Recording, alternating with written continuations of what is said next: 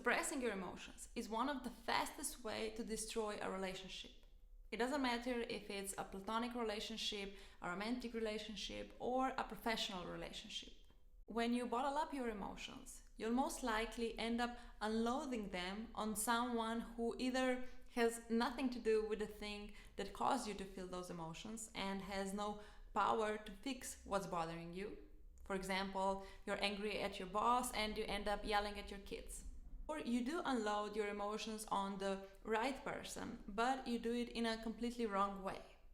Perhaps you explode over some minor thing, or you start yelling, or you become aggressive, and so on. Perhaps you choose the wrong time to discuss your feelings.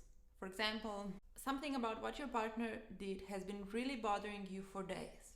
You're unable to keep it in any longer, and you end up bringing it up to your partner at a family picnic for his mother's birthday, and you get into a really intense fight.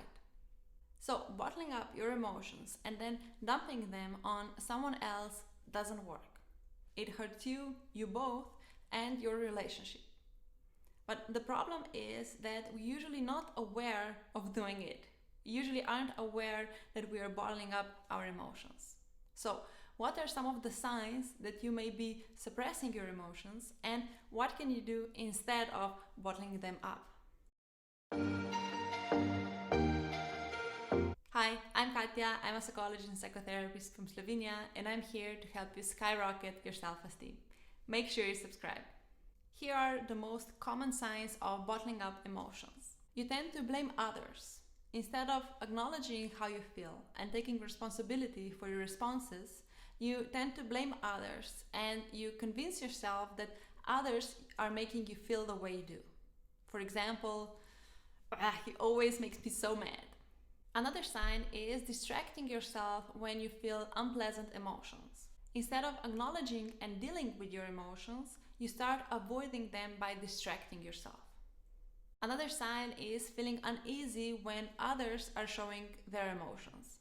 For example, your friend is very stressed and she starts crying. Even though you know her well, you start feeling deeply uncomfortable. You have no idea what to say or do and are unable to comfort her and give her compassion. A common sign is also avoiding conflicts and avoiding sharing your emotions with others. When something is bothering you, instead of telling the person about it and talking it out, you pretend like nothing is wrong.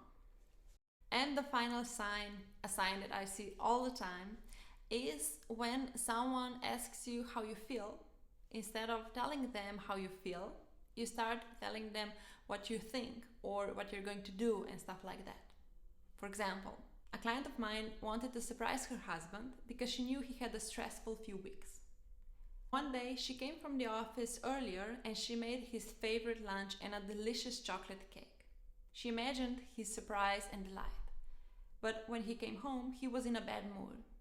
He half-heartedly complimented the lunch, and that was that.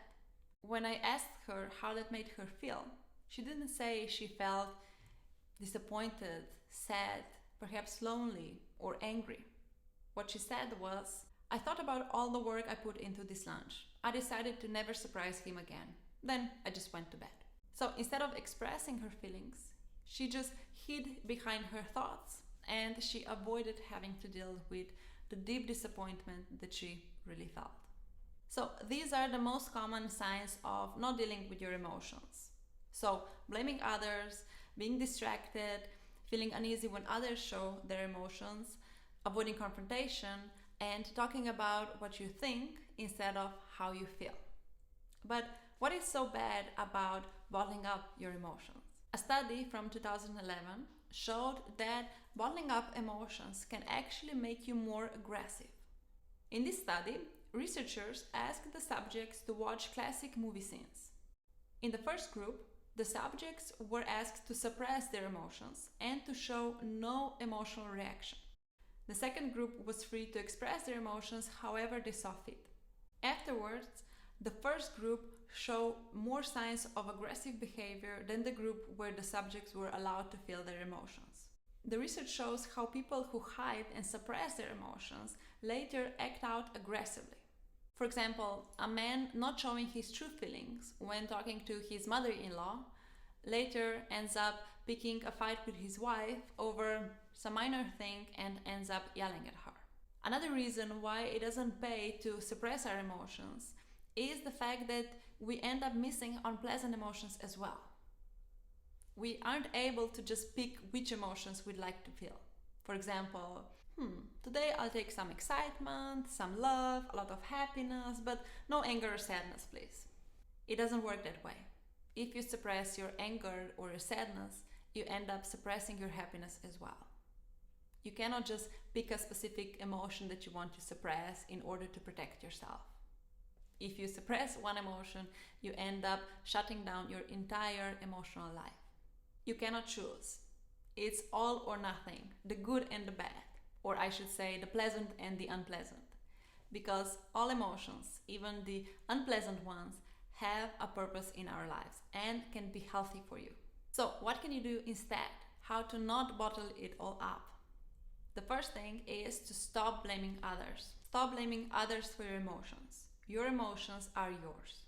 For more on what actually makes you feel different emotions, watch this video.